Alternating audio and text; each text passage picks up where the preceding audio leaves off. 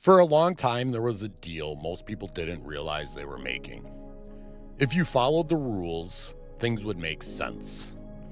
Hard work, be responsible, delay gratification, stay adaptable. In return, you'd get stability. Not luxury, not perfection, just enough predictability to plan a life. That promise shaped everything: education choices, career paths, where people lived when they had kids, what they were willing to tolerate. And for a while, it worked. Not for everyone, not equally, but enough that the system felt trustworthy. Then something shifted. Slowly at first. The timeline stretched. The rewards thinned out.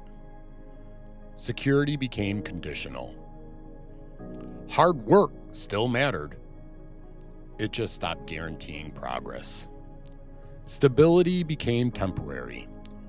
Careers turned fragile. Long-term planning started to feel naive. And here's the part most people didn't say out loud. Losing that promise hurts.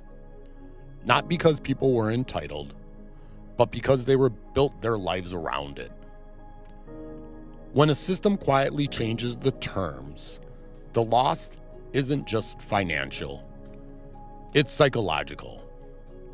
It shows up as disappointment without a clear target, fatigue that rest doesn't fix, a sense that effort is being spent but not invested. Most people respond by trying to resurrect the old deal. They push harder.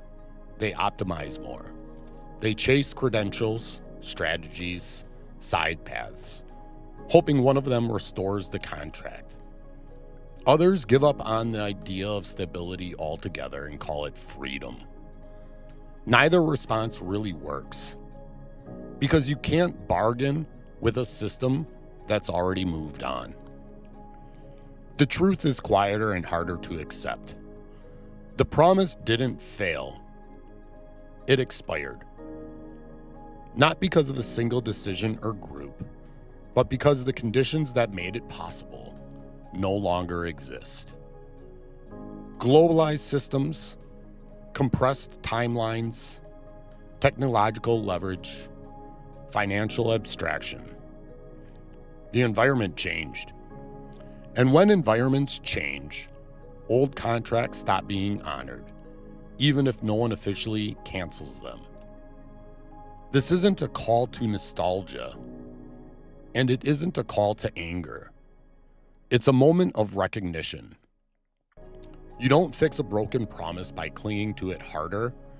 You acknowledge the loss, and you can stop organizing your life around something that's no longer there. In the next episode, we'll ask a harder question. Who actually benefited from the old system, and why anger keeps getting pointed in the wrong direction?